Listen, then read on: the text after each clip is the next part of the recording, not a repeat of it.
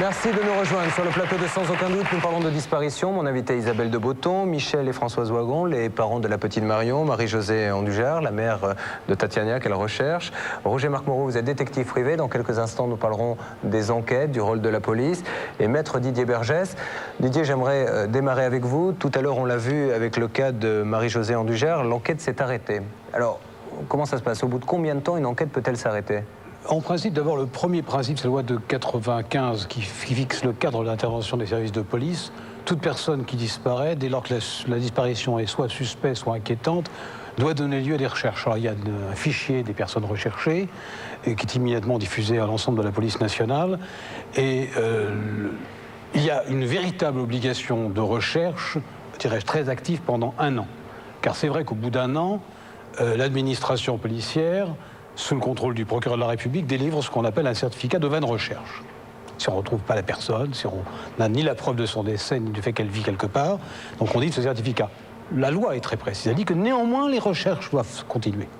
Mais c'est vrai que la loi ne dit pas comment on doit faire pour ces recherches, quelle est leur intensité. C'est un peu à la conscience et à la fois du parquet qui dirige, qui surveille les services de police sur ce point-là, et les services de police elles-mêmes en fonction de leurs possibilités par rapport aux données factuel. Marie-Josée Andujard, comment se sont passés vos rapports, vous, avec la police pendant toutes ces recherches avant qu'elles ne soient interrompues?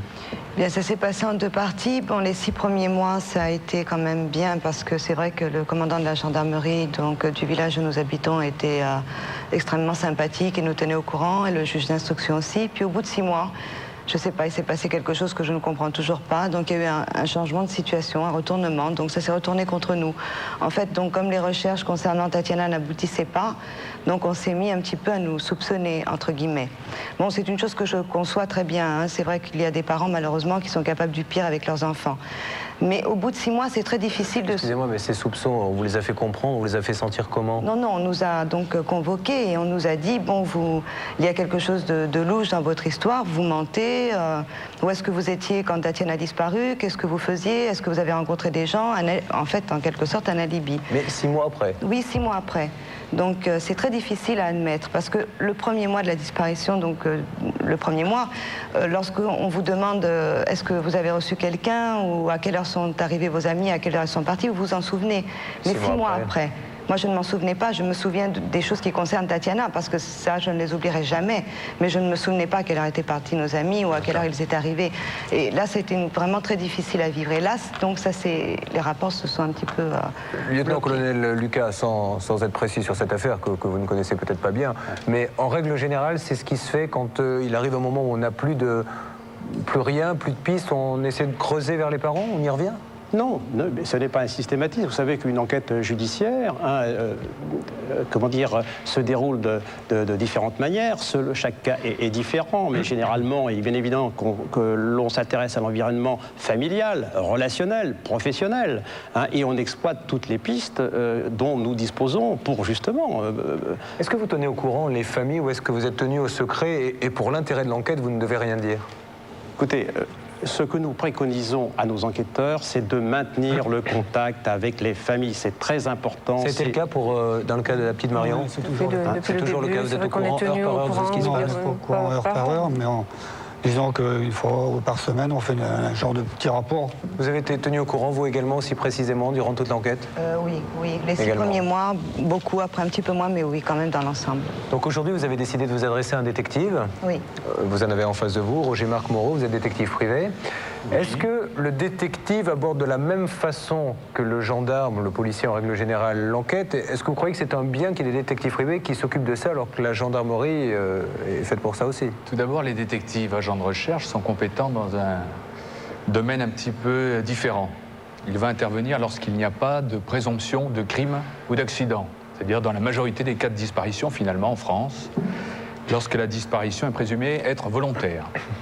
Il va également être compétent lorsque les hypothèses retenues par les services administratifs, la gendarmerie, le juge d'instruction éventuellement, ne vont pas concorder avec les hypothèses de la famille. C'est-à-dire lorsque la famille va penser qu'il s'agit d'une disparition involontaire, et en fait, les services administratifs peuvent, eux, penser qu'il s'agit d'une disparition volontaire. Ils ont donc la possibilité, éventuellement, de faire procéder à des enquêtes privées.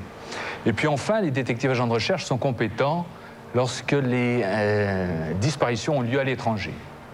Car les services administratifs ont des difficultés à se rendre à l'étranger, dans un pays sous-développé, en Thaïlande ou ailleurs, en Afrique noire, pour effectuer des recherches approfondies. Merci en tout cas. Simplement un mot, vous travaillez en bonne intelligence tous les deux en règle générale? Bien, chaque fois, je dirais que des détectives privés s'adressent à la gendarmerie. J'espère ne pas me tromper en le disant. Hein, ils sont, je dirais, bien accueillis et qu'on facilite leur travail. Il est souhaitable pour nous que nous menions notre enquête à terme et que... c'est l'intérêt de l'enfant avant tout. C'est l'intérêt de l'enfant avant tout. Alors, nous allons maintenant parler une nouvelle fois avec madame de l'association La Mouette de prévention, envoyer un petit film. Actuellement, Isabelle, on essaie de sensibiliser les enfants au fait de ne pas monter dans n'importe quelle voiture. C'est quelque chose, vous en parlez, vous, à votre enfant, vos enfants? Oui, oui, absolument. Et comment le perçoivent-ils, ça? Ouais, je ne saurais pas dire comment eux le perçoivent, mais pour moi, ça me paraît absolument capital d'expliquer. Alors, d'expliquer avec les mots qui sont à leur portée. Il ne faut pas non plus les terroriser, leur dire que le monde, tout le monde est méchant et qu'on ne peut pas faire un pas sans qu'un méchant vous enlève.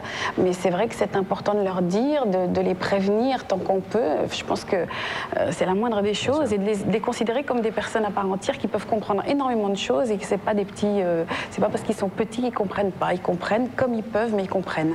Donc nous allons voir maintenant un extrait d'un film auquel vous avez participé à l'élaboration, votre association La Mouette, donc pour sensibiliser les enfants. C'est un film qui va être diffusé dans les écoles. Tout à fait, enfin nous espérons, nous l'avons envoyé à Ségolène Royal, nous avons voulu d'une façon intelligente prévenir nos enfants que dans la rue il y avait des dangers, il y avait des pièges dans lesquels il ne faut pas tomber. C'est très simple, c'est à leur portée.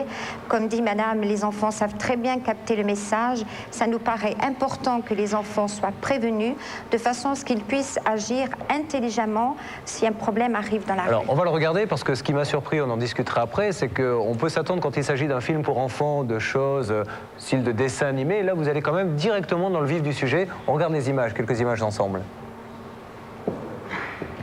La rue est fréquentée par nos enfants tous les jours. Mais attention, à tout moment, celle-ci peut devenir dangereuse.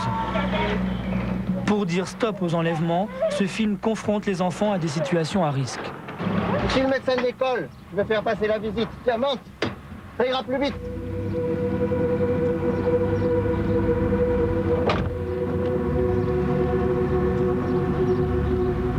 Viens vite, ta maman t'appelle. Elle est à l'hôpital. Elle a eu un accident. Monte vite, monte vite. Voilà, ferme bien la porte. Tu as un chat chez toi? Non. T'aimerais en avoir un comme ça? Oui. Tu veux en voir? J'en ai d'autres chez moi. Tu veux que je t'en montre? Oui. Viens, on va aller chez moi, tu vas voir. Prends ton ballon. Voilà. Allons-y. J'ai des lettres, il faut que je les poste absolument ce soir, là. Tu habites dans le quartier? Oui. Eh bien, monte, comme ça, tu m'indiqueras où est la poste. Et si je te dis, écoute, je te déposerai chez toi après. Hein? Bon, tu m'indiques où est la poste, et ensuite je te dépose chez toi. Voilà, ça ira beaucoup plus vite comme ça. Ah, je te remercie, t'es gentil. Ce film apprend aux enfants comment éviter de tomber dans le piège. Il leur apprend à dire non. Tu sais, j'ai des lettres, il faut que je les poste absolument ce soir. Tu voudrais pas monter dans la voiture? Non. Tu m'indiqueras où est la poste, et puis moi je te déposerai chez toi. Hein? Non, allez. je vous ai dit que c'était tout au fond.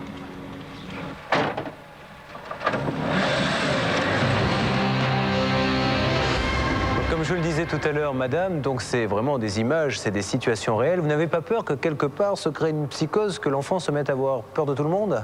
Ce sont des dangers dans lesquels se sont trouvés les enfants. Je crois qu'il faut parler aux enfants vrais, comme disait madame. Ils sont tout à fait capables de capter le message. Regardez ces 10 petites filles qui ont été piégées par cet attaché commercial qui s'est fait passer pour un médecin scolaire.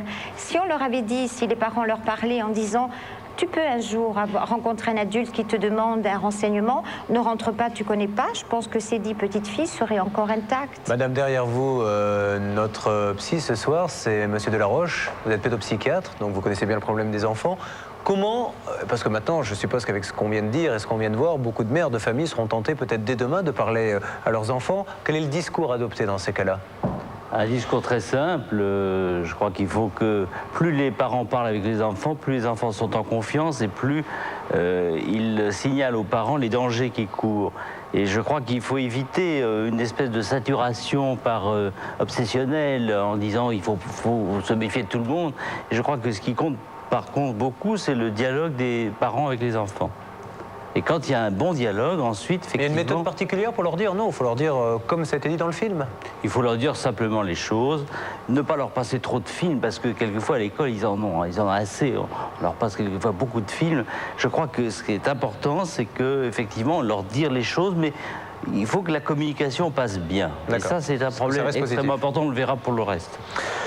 Nous allons, avant de passer à un autre témoignage, comme nous allons faire toute une partie sur les disparitions d'enfants, et pour vous, peut-être qui venez de nous rejoindre, recentrer le débat avec quelques chiffres, car la disparition en France est quelque chose de très important. Regardez.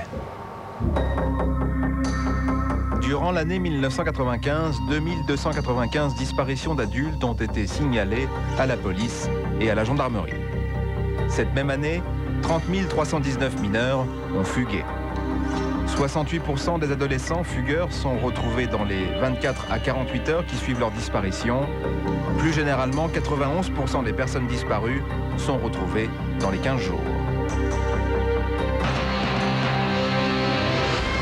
Nous allons maintenant, dans ce sans aucun doute consacré aux disparitions, parler des disparitions volontaires. Madame Gatti, bonsoir. Bonsoir. Alors vous, c'est un tout autre drame que vous vivez par rapport aux familles que l'on a eues sur ce plateau, puisque vous, votre enfant a disparu à 2 reprises, et là vous ne l'avez plus revu depuis maintenant un bon bout de temps, mais il a vraiment disparu volontairement. Quand je dis disparu, c'est que vous n'avez aucune nouvelle. Aucune nouvelle. Pas un coup de fil, rien. Non, non. Quel âge a-t-il? Il a 32 ans. Donc c'est fait sur le tard. Il est majeur, il est... Oui. Il y a eu un clash, il y a eu un problème avec cet enfant entre vous et lui? Non, pas du tout. Je dois dire qu'il a eu des problèmes de santé et il n'a pas été suivi psychologiquement, ce qui fait qu'il est mal dans sa peau, il a sûrement des problèmes quelque part et il a voulu s'affirmer, il a voulu vivre sa vie. Il vous a dit... Parce que ça doit être très dur à entendre. Je ne sais pas s'il vous l'a dit, mais est-ce qu'il vous a dit « je ne veux plus vous voir, laissez-moi tranquille ». Oui. À l'occasion, on l'avait repéré à Lyon, on l'a retrouvé dans un hôtel, on a essayé de parler, de dire on va causer, tu nous dis pourquoi, puis après tu feras ce que tu voudras, et on l'a suivi dans la rue et il nous a dit je ne veux pas vous voir, si vous continuez, j'appelle la police. Vous savez qu'il existe une loi sur la liberté de circulation des adultes. Oui. Je voudrais lui passer un message pour pas que cette émission se retourne contre vous. Ce n'est pas du tout le principe de l'émission. C'est qu'il sache, s'il regarde cette émission, qu'aucune recherche ne sera faite après cette émission et qu'en aucun cas c'est un appel à témoins. Il a décidé de s'isoler, il prend seul ses responsabilités et vous n'engagerez aucune recherche dès demain et vous n'êtes pas là pour lancer un appel à témoins, simplement pour qu'on essaie de comprendre le principe des disparitions. Est-ce qu'il y a un vide juridique qui vous ennuie? Ah oui, tout à fait. Lorsqu'on est confronté à une disparition de majeur, cette disparition, pour la police, est tout à fait normale. On n'a rien, les parents sont démunis et on se retrouve contre un mur. Enfin, c'est scandaleux parce que on demande, les familles de ces disparus demandent uniquement un petit signe de vie, un petit mot.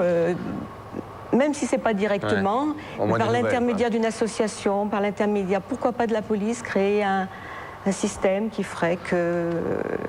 Ces journées que vous passez maintenant à attendre, qu'est-ce que vous vous dites au fond de vous-même? Vous avez l'impression d'avoir raté quelque chose, vous avez des regrets?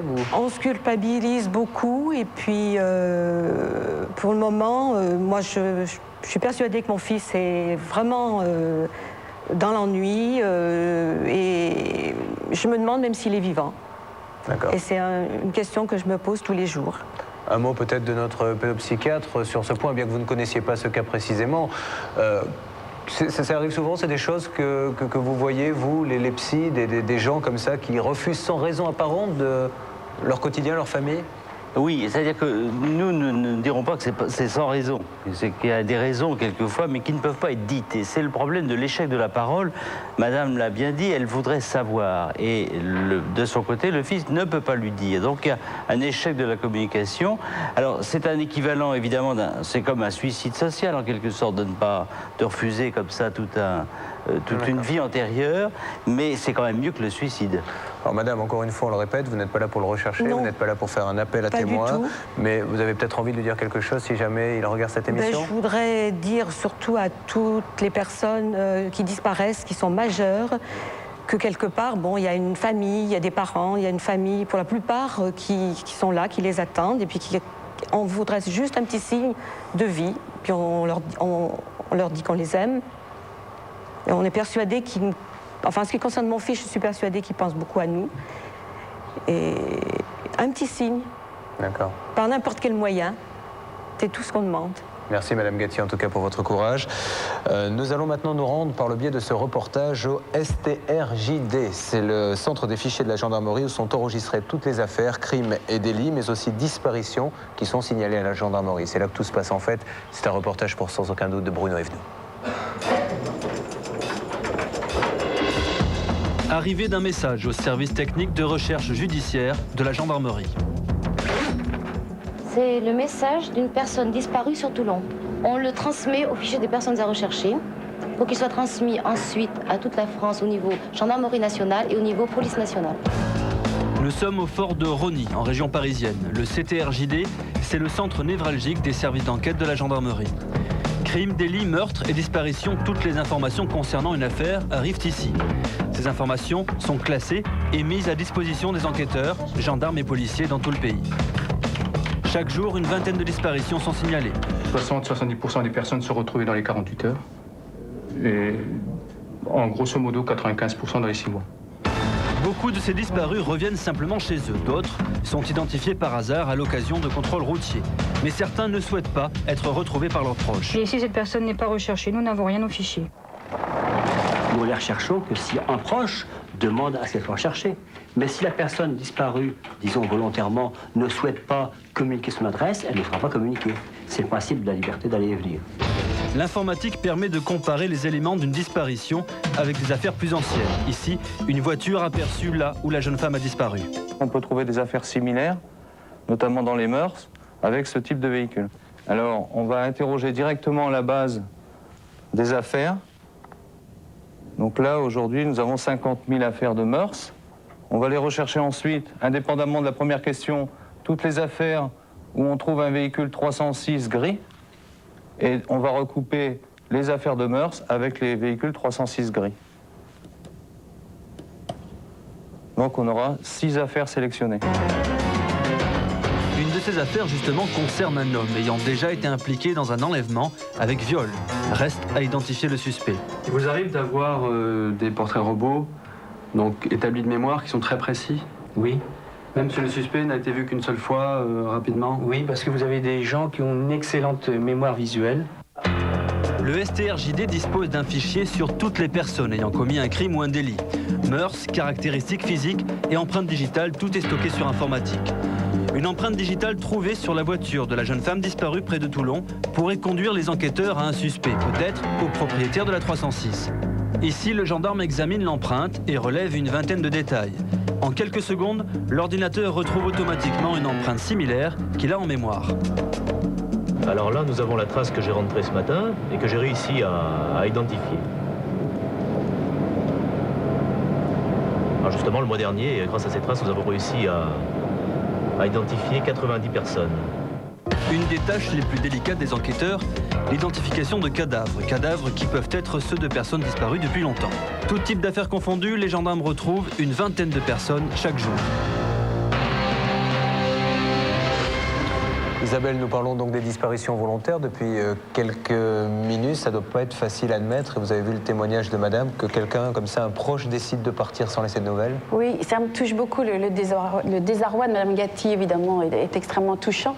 Mais c'est vrai que j'ai vraiment envie de penser à ce fils qui peut-être que c'est une façon de s'exprimer aussi en n'étant pas là, c'est-à-dire de dire « Papa, maman, cherchez-moi toute la vie, trouvez-moi ». C'est peut-être une façon d'éprouver leur amour, de leur demander un amour encore plus fou que tout ce qui est que l'amour maternel. Et que, enfin, ça me touche. Je suis sûre qu'elle dit que son fils pense à elle. Peut-être que c'est une relation extrêmement forte, d'une façon assez folle, hein, parce que vouloir être aimé en n'étant pas là, c'est un peu compliqué. Mais je pense que c'est peut-être pas faux, quoi. Peut-être qu'il y a un tel besoin d'amour que pour le ressentir au maximum, il a besoin d'être loin et de savoir que ses parents souffrent de le rechercher. Et bon, c'est extrêmement dur sûrement à entendre, mais ça me touche et de votre côté et du sien. Voilà. Oui, c'est sûr que j'ai l'impression que les relations ne sont pas, même si physiquement on est loin, les relations ne sont pas rompues. Je ne sais pas, il y a quelque chose qui se passe. Vous avez raison d'espérer. C'est indéfinissable. Nous allons parler maintenant de la procédure, des enquêtes. Alors, ce qui peut nous intéresser ce soir, c'est savoir quels sont les premiers gestes. Vous devez avoir en plus des coups de fil qui n'ont rien à voir avec l'enquête, des gens malfaisants qui essaient de faire passer un autre problème. Comment vous arrivez à faire le tri dans tout ça et comment vous arrivez à avoir une véritable piste ? Écoutez, il est bien évident que dans ce type d'enquête, et je prendrai comme exemple celle qu'on a évoquée tout à l'heure, des disparitions inquiétantes, telles que celles des enfants Marion et Léo Ballet et autres, il est bien entendu que tous les renseignements qui parviennent aux services enquêteurs sont exploités dans le moindre détail. On n'a pas le droit d'écarter, pour des raisons X ou Y, tel ou tel renseignement. Ils doivent être tous exploités.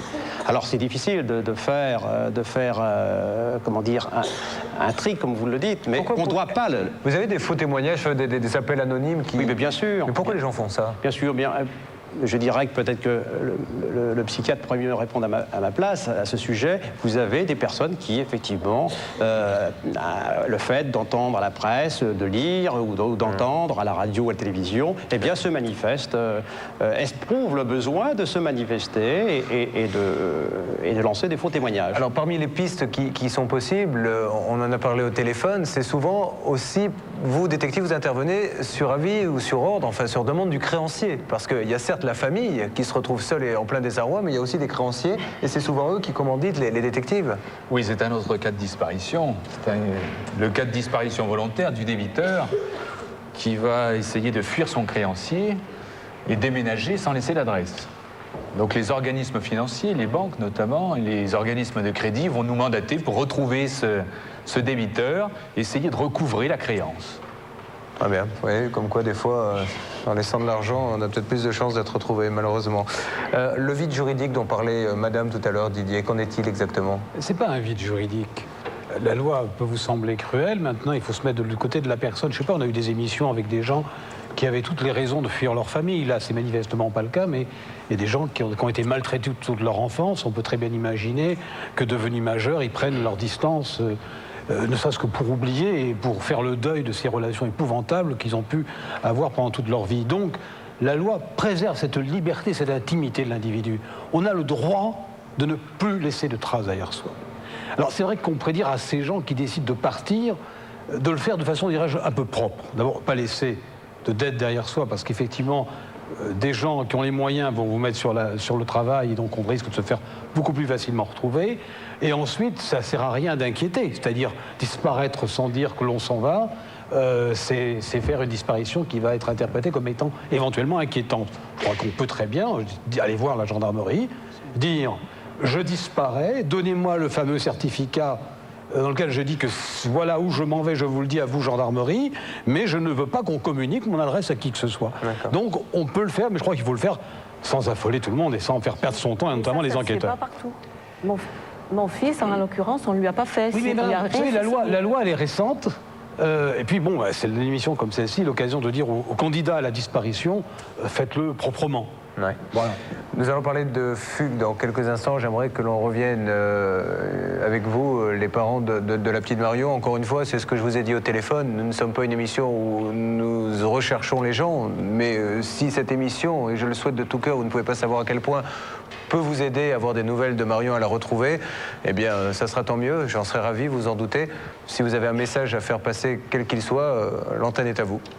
Ben, le message qu'on a à faire passer, c'est que tant qu'on n'a pas retrouvé Marion, on continuera, nous, de notre côté, de toute façon, à à essayer de provoquer un témoignage et puis de dire Ce qu'on souhaite, c'est Marion, que tout le monde, il faut la retrouver. Tout le monde reste mobilisé pour retrouver notre enfant.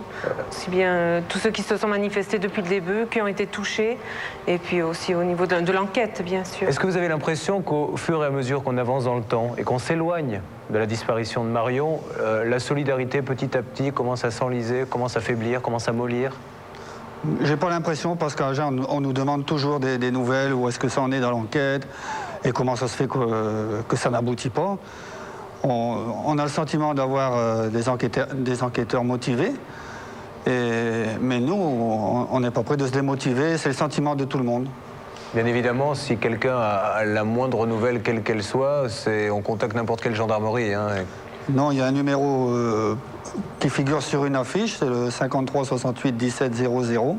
Qui s'affiche sur les téléviseurs au fur et à mesure que vous le dites. Et puis la gendarmerie d'Agen. Les plus proches. Est-ce qu'on sait combien de gendarmes se mobilisent pour Marion actuellement sur le territoire? C'est une quarantaine d'enquêteurs qui se relaient. Et je voudrais, pour compléter ce que vient de dire monsieur et madame Wagon, hein, il existe toujours une solidarité. Et je dirais que depuis le début de cette, enquête, c'est plus de 4000 renseignements qui sont parvenus à la cellule d'enquête, qui ont été vérifiés, qui viennent bien sûr de France, mais aussi, on l'a vu, d'Espagne et des Antilles. Et tous ces renseignements ont été vérifiés, malheureusement. Encore un point sur ce que vous disiez tout à l'heure. Est-ce que vous avez, on ne va pas parler d'escroquerie ce soir, mais des marabouts, des gens qui ont essayé de vous appeler en vous disant « je vais vous la retrouver » ou... Depuis le début de l'enquête, je crois qu'avec les enquêteurs, on doit être à peu près à 2000 radiesthésistes, médiums, pendulistes, du courrier. Bon, ça part toujours d'un bon sentiment, mais ça nous épuise énormément. Je me doute, parce que tous les jours, ouvrir ce courrier, vous n'avez peut-être pas que ça à faire et à penser en ce moment. Merci en tout cas. Il arrive parfois que la fugue soit le seul moyen d'arriver à ses fins. Quand un adolescent a un message à faire passer et qu'il n'y arrive pas, il prend la fuite. Nous allons essayer de comprendre pourquoi dans quelques instants avec notre pédopsychiatre. Voici le cas de Nathalie qui a fui le domicile de ses parents alors qu'elle n'avait que 16 ans. C'est pas facile de prendre une telle décision. Elle s'est confiée à Christophe Pietri. Nathalie a disparu le 4 mars 1991, elle avait 16 ans. Ses parents la croyaient au lycée, elle n'y était pas. Le soir, elle n'est pas rentrée chez elle. À quel moment est-ce que vous avez réalisé qu'elle n'était pas tout simplement en retard, mais qu'elle était partie? Carrément dans la nuit, qu'elle rentrait pas. Bon, encore le soir, bon, elle pouvait faire, elle n'avait pas été à l'école, elle pouvait, c'était pas pareil. Mais enfin, qu'elle rentre pas la nuit, c'était pas normal. Là déjà, tout le monde était déjà prévenu. Nathalie, ce jour-là, a fugué. Elle est partie avec Sébastien, devenu depuis le père de ses 2 enfants. On s'est rencontrés le 7 février 90. Depuis, on est toujours ensemble. Ça fait 7 ans maintenant. Et on a fondé notre petite famille. On a 2 enfants. La fugue de Nathalie a duré 2 mois. 2 mois de cavale avec Sébastien, de camping en petit boulot, 2 mois de galère. Mais Nathalie n'avait pas le choix, il fallait que ses parents comprennent, même si elle n'avait que 16 ans. Mes parents m'empêchaient de voir Sébastien. Pendant 1 an, on se voyait en cachette, donc c'était plus possible pour nous. On voulait être libre de se voir en plein jour devant tout le monde, prouver comme quoi on s'aimait, et on voulait plus personne entre nous. J'ai longuement hésité, mais je me suis dit c'est trop tard. J'ai commencé, je termine. J'irai jusqu'au bout. Est-ce qu'elle vous avait menacé, Nathalie? Est-ce qu'elle vous avait dit... Elle le disait souvent, qu'elle risquait de partir, de parvenir, mais c'était souvent. Comme tous les ados, ils le disent. Hein. Moi, ses copains et ses copines, ils le faisaient à ses parents aussi, à leurs parents. Hein. Donc, il y en avait un petit peu à prendre et à laisser. Bon, on pouvait se tenir sur les gardes, mais jusqu'à le faire, c'est vrai que c'est pas... On pense pas sur le coup qu'ils vont le faire quand même. Hein. C'est plutôt un peu de chantage. Il y a 5 ans, Nathalie est partie pour imposer son histoire d'amour et son indépendance. Sa fugue était organisée, c'est pour cela qu'à l'époque, les recherches n'ont rien donné. La première chose que je me suis dit, est-ce que je fais bien de partir? Bon, je me suis inquiétée pour mes parents, pour mon frère, pour ma famille. Hein. Je me suis dit, ça y est, ils vont s'inquiéter, ils vont se demander ce qui se passe. Mais au fond de moi, je savais comme quoi il me restait plus que ça pour leur faire comprendre comme quoi ce que je voulais, je l'aurais. Et je vois que ça marchait. Nathalie est rentrée chez elle simplement parce qu'elle l'avait décidé. Sa fugue appartient au passé, mais lui a permis de réussir sa vie sentimentale. Une expérience positive, en quelque sorte. Vous aviez 16 ans quand vous avez fugué, Nathalie. Qu'est-ce que vous diriez à des adolescents qui ont envie de fuguer aujourd'hui? Tout ce qui se passe en ce moment, c'est pas conseillé. C'est très risqué de partir. Faut pas partir comme ça, sans savoir où on va. Et il faut beaucoup parler aux parents. Je pense que ça, c'est nécessaire. Formidable comme conseil, d'autant plus qu'elle a vécu elle-même l'expérience. On va donner la parole à monsieur Delaroche. Moi, ce que j'ai vraiment envie de comprendre ce soir, c'est que c'est pas facile de partir. Je me mets à la place de ces adolescents à 16 ans, on n'est qu'un enfant. Prendre comme ça sa valise, monter dans une voiture et tout laisser derrière soi. Qu'est-ce qui leur donne cette force de faire ça? La force, elle est dans le désir, enfin dans l'envie de faire quelque chose et surtout le fait de ne pas supporter une situation qui n'est pas forcément enfin la fugue n'est pas forcément motivée par des motifs réels, comme dans ce cas-là. Quelquefois, l'adolescent qui fugue ne sait pas trop pourquoi il part. Et il y a deux choses dans la fugue. Il y a d'une part un rapport de force qui s'établit avec les parents parce qu'ils n'ont pas su entendre, ou ils n'ont pas voulu entendre, ou ils n'ont pas pu entendre. Et puis, il y a aussi une souffrance. Et il y a un adolescent qui me disait, au fond, la fugue, c'est une sorte de suicide.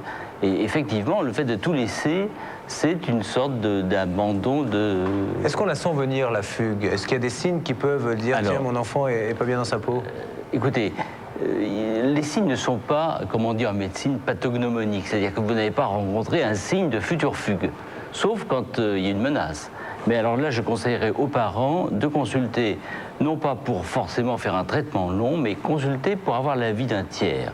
Parce que ça peut dédramatiser des situations qui, ultérieurement, pourraient entraîner des passages à l'acte de ce genre. Ça, c'est la fugue, ça doit être aussi pour les parents quelque chose d'horrible. Hein. Oui, moi je me souviens, j'étais en 6e et j'ai eu envie de fuguer, j'ai eu envie de partir. Je ne saurais même plus dire pourquoi, sauf que j'étais mal, que ça n'allait pas, qu'on m'avait dit de ne pas faire ce que je faisais. Enfin, c'était vraiment un motif extrêmement mineur. Et qui tout d'un coup, j'ai réalisé, mais qu'est-ce que je vais faire toute seule dans Paris la nuit? Et bon, ça m'a arrêté immédiatement. Donc ça n'a pas été une fugue. Et c'est pour ça que le reportage sur cette c'est pour ça que je parlais de cette force quand même qu'il faut pour franchir le pas. Et là, c'est l'amour qui l'a fait partir. Hein. C'est parce qu'elle va rejoindre quelqu'un. Et puis bon, en plus, ça se passe bien, ils ont 2 enfants, tout ça, mais c'est vrai qu'il y a un moment, je crois que c'est peut-être que c'est une étape nécessaire pour grandir, de se dire, est-ce que je suis capable de partir ou pas? Bon, à cette époque-là, j'avais 10 ans, c'était vraiment... C'était un peu prématuré. Quelques questions qui nous sont parvenues lors de la préparation de cette émission. Est-on responsable, Didier, d'un mineur en fugue? Avec le dernier arrêt de la Cour de cassation qui remonte à février 97, cet arrêt édicte une présomption désormais de plein droit des parents pour leur enfant mineur. Alors, on n'en connaît pas encore toutes les retombées et le détail jurisprudentiel qui va s'élaborer à partir de ce principe, mais à la limite, avec cette affirmation de principe, oui, un enfant qui a fugué, un enfant en fugue, on en est encore responsable, même si on n'est plus là pour pouvoir le diriger. Une deuxième question qui nous est parvenue, un mineur a-t-il le droit d'aller vivre ailleurs avec quelqu'un contre la volonté de ses parents? Que risque-t-il?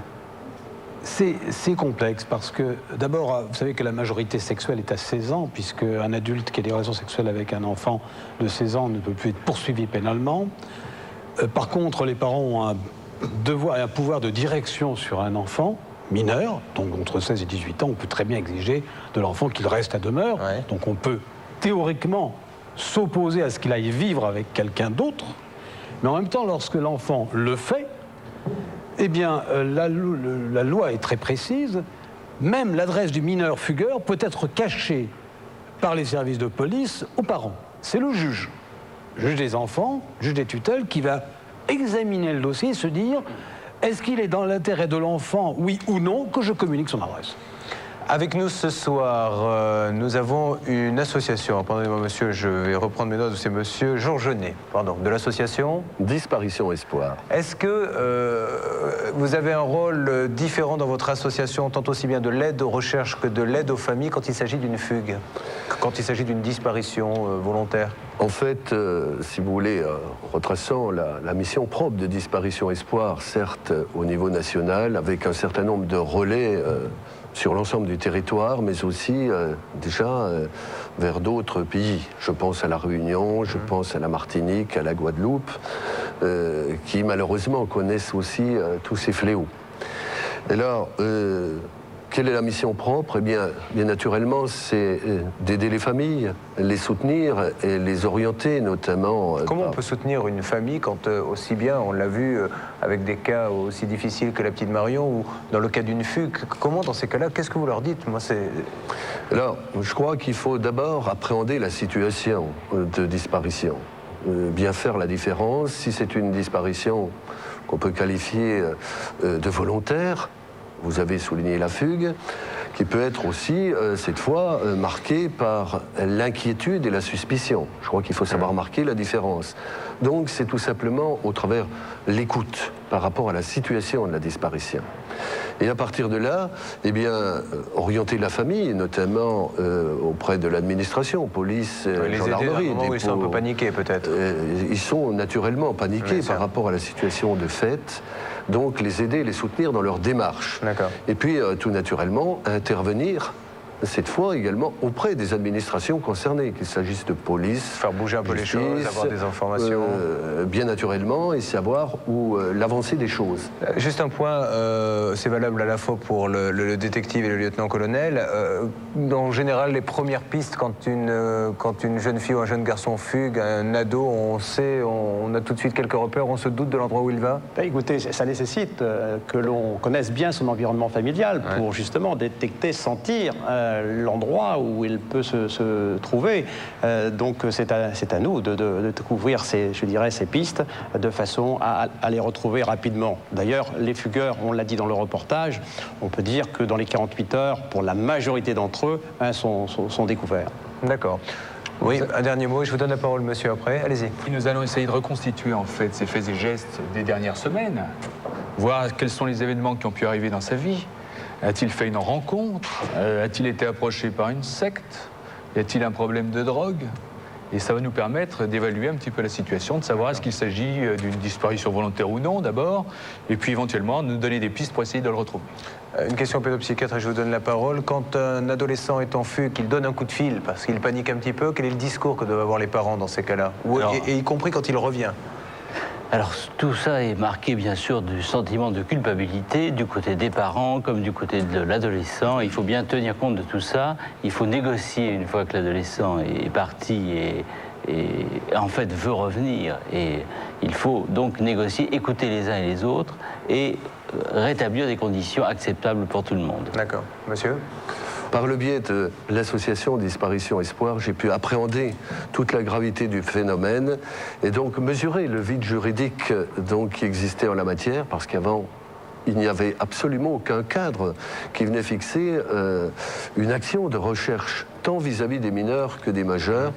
Et c'est la raison pour laquelle j'ai présenté une proposition de loi qui est devenue aujourd'hui une loi, comme c'était souligné tout à l'heure, et qui vient maintenant fixer un cadre juridique en la matière. Merci en tout cas, monsieur Genet, bravo pour votre association. Je voudrais que l'on termine cette émission avec madame Andujar, avec qui nous l'avons commencé tout à l'heure. Alors, je vais vous dire la même chose qu'aux parents de Marion, encore une fois, nous ne sommes pas une émission où nous recherchons les gens, mais encore une fois, si je peux d'une manière ou d'une autre vous aider, bien, je voulais qu'on termine cette émission avec vous, si vous avez un appel à lancer. Oui, merci. Juste, je voudrais quand même ouvrir une parenthèse sur le fait qu'en dehors de tout ce que nous vivons au quotidien, c'est vraiment très difficile à vivre. Il y a aussi en plus un fait qui est insupportable, c'est la rumeur. Les gens qui ne savent pas se taire, qui font des plaisanteries vraiment de très mauvais goût, et c'est invivable, vraiment. Donc je voudrais... Qu'est-ce que vous entendez des plaisanteries, de la rumeur des gens? On nous a téléphoné la veille de Noël, donc le soir du réveillon, pour nous dire que Tatiana se trouvait à un rond-point du village. Vous imaginez notre joie, parce que on a pensé, ça y est, c'est peut-être vrai, c'est peut-être la bonne, et puis on court. Et ça, c'est à longueur de temps, c'est sans cesse des plaisanteries, des gens qui bavardent, qui se permettent de vous juger parce que vous vous efforcez de vivre un petit peu normalement, avec une certaine dignité, parce que vous avez 3 enfants. Et donc, tous ces gens-là, je veux dire vraiment... ils n'ont rien d'autre à faire, je veux dire, qu'ils s'occupent de chez eux, parce qu'ils ne savent pas ce qu'on vit. Non, mais surtout, une fois qu'on a fermé notre porte... Il faut surtout leur dire que s'ils pensent que c'est drôle, c'est pas drôle du tout, et je ne sais pas qui ça peut faire rire. Hein. Tout à fait. Donc ça, et puis bon, surtout un message adressé, donc surtout en particulier à Tatiana, si des fois elle nous entendait ce soir, lui dire surtout que je l'aime par-dessus tout, et juste un petit geste, un petit signe, et que si elle est coincée quelque part, je l'abandonnerai jamais, jamais, j'abandonnerai les recherches. Merci madame, j'aimerais qu'on applaudisse tous ceux qui sont venus témoigner dans cette émission, pour leur courage. Isabelle, nous allons nous retrouver dans la suite de Sans aucun doute dans quelques instants où nous aurons un reportage très difficile encore une fois en ce qui concerne les babysitters. C'est des images qui nous viennent des États-Unis. On ouvrira un petit dossier sur les babysitters parce qu'il y a beaucoup de mamans, et vous la première je suppose, qui sont intéressées. Le samedi soir, on est paniqué, on n'a pas prévu, on appelle une babysitter comme ça qu'on ne connaît pas trop. On a des images qui arrivent des États-Unis. Là-bas, ils ont pris pour habitude de filmer la babysitter à son insu. Ils cachent une caméra quelque part dans un meuble, la babysitter est filmée. Et là, ils ont eu de grosses surprises. Ils se sont aperçus que la babysitter avait quelques gestes envers le bébé assez déplacés, pour ne pas dire qu'elle le tabassait dès qu'il se mettait à pleurer. Tout ça, ça a été filmé. Alors, ça pose plein de problèmes parce que je suppose que ça va donner également des idées à ceux qui sont chez nous. Et puis, on essaiera de parler un peu plus positivement, bien sûr, des babysitters avec Joël Goron. À tout de suite. Après la pub, nous vous parlerons babysitting avec des images étonnantes venues des États-Unis. Là-bas, des parents installent des caméras chez eux pour voir comment se comporte la babysitter avec leur enfant, sans commentaire.